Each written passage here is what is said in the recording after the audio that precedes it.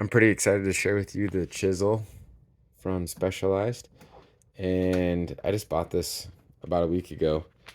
And this last weekend, we had the Odyssey and Bryan Head race. It's a 50 miler. There's like 6,900 feet of elevation gain over the course of the race.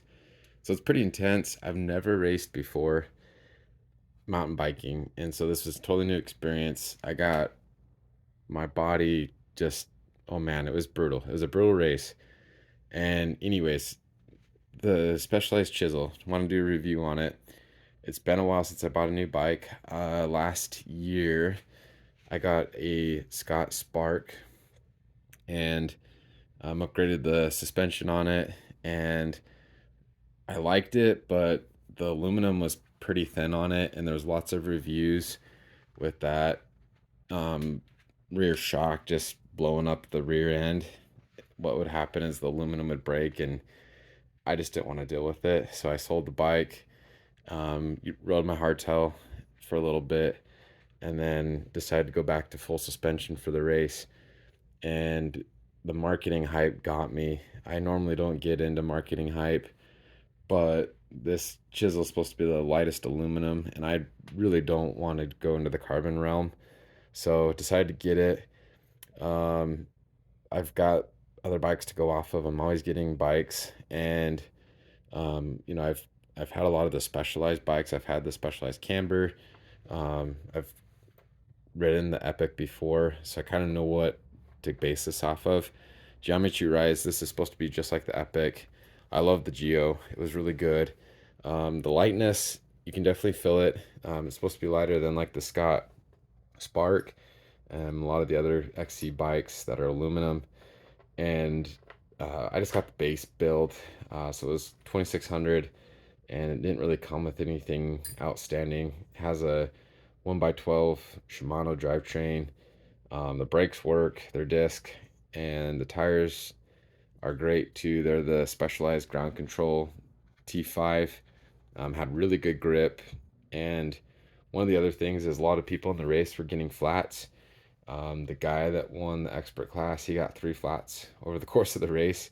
I did not get any flats with this bike tire, and so that was a win.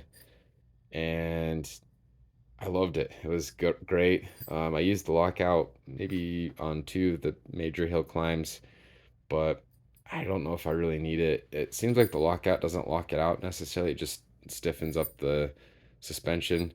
Um, so yeah, it works, and it's a great bike.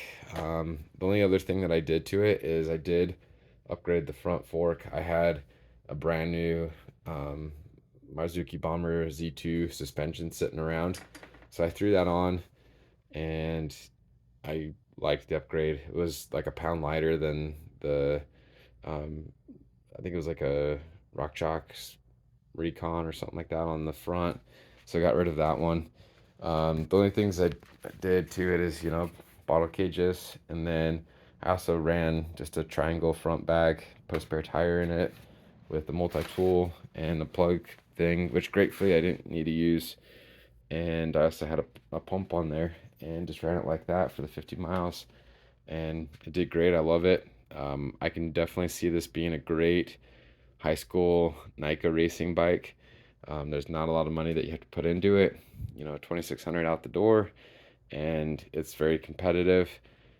I don't think things would have changed very much on a nicer bike. At the end of the day, bikes make minimal difference, and so if you can get a decent bike like this Specialized Chisel, you can definitely rock some races. I have nothing to complain about it. I love the way it felt. It climbed well. I'm in an in-between size.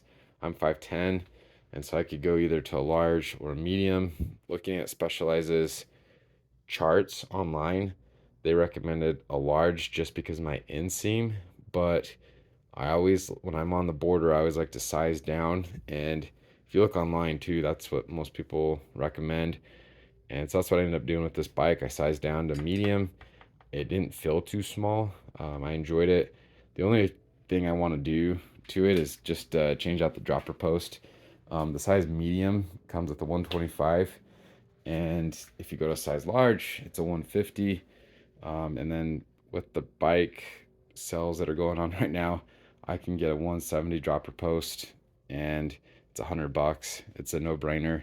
So I'll switch out that. That's not a deal breaker. I didn't feel like the seat needed to go any lower, but that trail wasn't super technical. I do want to do another 50-mile race in St. George, and it's way more technical. And so I want to get that dropper down. And so, yeah, we'll see how it goes. It's supposed to be the True Grit race.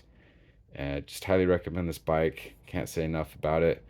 And I think people that get it will absolutely love it. And it's got a cool colorway and just rocked the race. Seriously rocked it. Very comfortable to ride.